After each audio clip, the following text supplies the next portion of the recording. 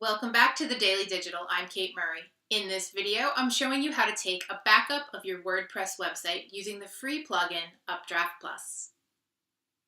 If you've ever created your own blog or website only to have lost information because you clicked a button that wiped out all your work or ran into an integration with one of your systems that caused your site to not look the same way that you left it, you'll understand the importance of making a backup. Backing up website files is very different from simply dragging a document onto a flash drive. The underlying code in website files, themes, plugins, and uploads make your website work in a very complex way.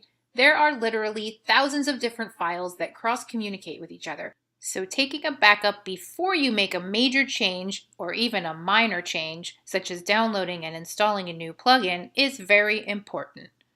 I recommend making a backup a minimum of once a month or prior to any major change. In the past, I can remember taking hours of time to make manual backups via FTP of my clients' websites. Now, this simple WordPress plugin makes it easier than ever for anyone to be able to do. So let's get started. The first thing you want to do is download, install, and activate the plugin. Once it's activated, you'll literally be prompted to take your first website backup. The plugin asks you if you would like to include a database in the backup. This is not necessary, as your WordPress core database is always going to be widely available directly through your hosting provider. So you only need to worry about backing up your own website's files. At this point, it could take up to a half an hour depending upon how big your website is. You can migrate away from the page while the backup is processing. Once your backup is finished, you'll notice that there are 4 distinct folders that were backed up. So you can either click on them to download them to your computer or go up to settings and choose to automatically sync the backup to your Dropbox or Google Drive or any of these other choices.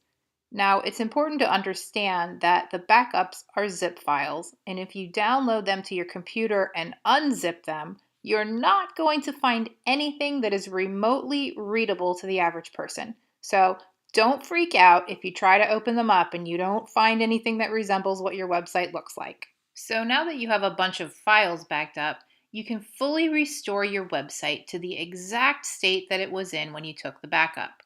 You can also migrate your site to another hosting company if you needed to do that. To complete a restore from your backup files, you would simply upload the same files. Now, it's important to take note that in order for this to work seamlessly, it does need to be on the same domain name.